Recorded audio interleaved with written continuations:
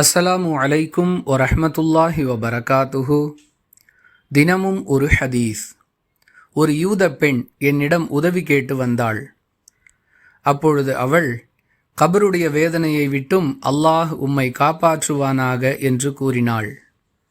நான் இது பற்றி தெரிந்து கொள்வதற்காக ரசூலுல்லாஹி ஸல்லல்லாஹு அலைஹி வஸல்லம் அவர்களிடம், மனிதர்கள் கபறுகளில் வேதனை செய்யப்படுவார்களா என்று கேட்டேன்.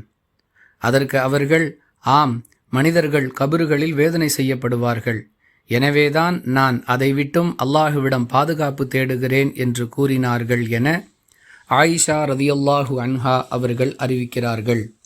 நூல் புகாரி, ஹதீஸ் எண் 1049.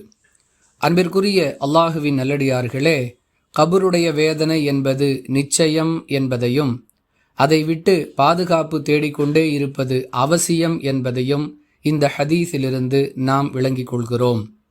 தொழுகையின் இறுதி அத்தஹியாத்து இருப்பு மற்றும் தொழுகையை முடித்த பிறகு ஆகிய சந்தர்ப்பங்களில் ரசூலுல்லாஹி ஸல்லல்லாஹு அலைஹி வஸல்லம் அவர்கள் கபர் வேதனையை விட்டும் பாதுகாப்பு தேடி அல்லாஹுவிடம் பிரார்த்தனை செய்திருக்கிறார்கள் என்பதை ஹதீஸுகளிலிருந்து அறிந்து கொள்கிறோம். நாமும் இந்த நபி வழியை பின்பற்றி நம்முடைய மன்னரை வேதனையிலிருந்து நமக்கு பாதுகாப்பு கிடைப்பதற்காக அல்லாஹுவிடம் துஆ செய்வது அவசியம். வாஹிரு தஅவானா அனில் ஹம்துலில்லாஹி ரப்பில் ஆலமீன். அஸ்ஸலாமு அலைக்கும் வரஹ்மத்துல்லாஹி வபரகாத்துஹு.